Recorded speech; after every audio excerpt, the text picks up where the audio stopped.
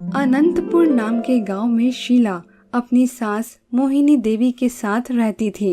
शीला का पति सुधीर था। सुधीर और शीला की नई नई शादी हुई थी। शीला अपनी सास के व्यवहार से बहुत दुखी हुआ करती थी, क्योंकि उसकी सास ड्रामेबाज थी। वह कोई भी दिन ऐसा नहीं छोड़ती जिस दिन उसने घर में हंगामा न खड़ा किया हो। सुबह के 7 बज रहे होते हैं और मोहिनी देवी चिल्ला रही होती है, अरे सूरज सर पे आ गया है, तुम लोगों को जागना नहीं है क्या? चाय कब आएगी मेरी? शीला झटपट अपने कमरे से बाहर आती है और फटाफट रसोई घर में चली जाती है चाय बनाने के लिए। जैसे ही मोहिनी देवी चाय का एक घुट पीती है, उनकी चाय ऐसे कैसे बाहर आ जाती है।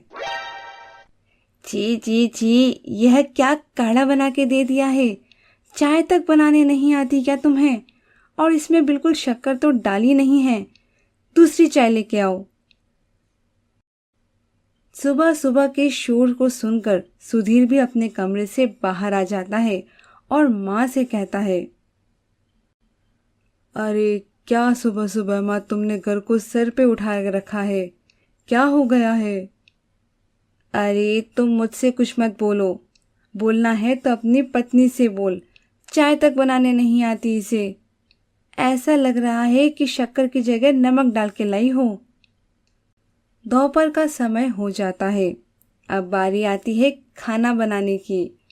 शीला मन लगाकर किचन में खाना बना रही होती है।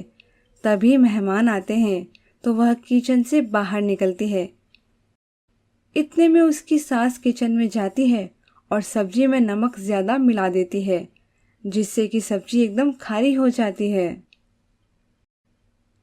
शीला, सबके लिए खाना लगा दो, बहुत जोरों की भूख लगी है और खाने की खुशबू तो बहुत अच्छी आ रही है। लगता है तुमने अच्छे से खाना बनाया है। जैसे ही वह लोग खाना खाने बैठते हैं और एकदम से उनके मुंह से चीख निकल पड़ती है, तब शीला को पता चलता है कि खाने में तो नमक बहुत ज्यादा है और उसकी सास सारे मेहमानों के सामने उसे बहुत जोर से डांटती है और उसे घर से बाहर निकलने तक को बोल देती है। शीला अपने कमरे में चली जाती है और वहां बैठकर फुट फुट कर रोने लगती है, क्योंकि उसने जो गलती की ही नहीं, उसकी सजा उसे मिल रही होती है। उसकी बेइज्जती हो जाती है इतने मेहमानों के सामने, वह अलग। कुछ दिनों के बाद मोहिनी देवी मंदिर की तरफ जा रही होती है। इतने में एक गाड़ी तेज स्पीड से आ रही होती है और वह मोहिनी देवी को टक्कर मार देती है, जिससे कि वह गिर जाती है और उसे 2-4 लोग उठाकर घर ले आते हैं। अरे यह क्या हो गया माँ जी? यह हालत कैसे हुई आपकी? तब उसे सारी घटना मोहिनी देवी बताती हैं और शीला उनकी खूब दिन रात सेवा करती है और कुछ ही समय में वह एकदम पहले जैसी तंदुरुस्त हो जाती है। मेरी बहू तो लाखों में एक है। मैंने इसके साथ कितना कुछ गलत किया, हमेशा इसके साथ नाटक किया, इसे हमेशा डराती रही, लेकिन इसने आज मेरी खूब सेवा की है और उसी की बदौलत मैं बहुत जल्दी ठीक हो गई हूँ और पहले की तरह चलती फिरती हो गई हूँ।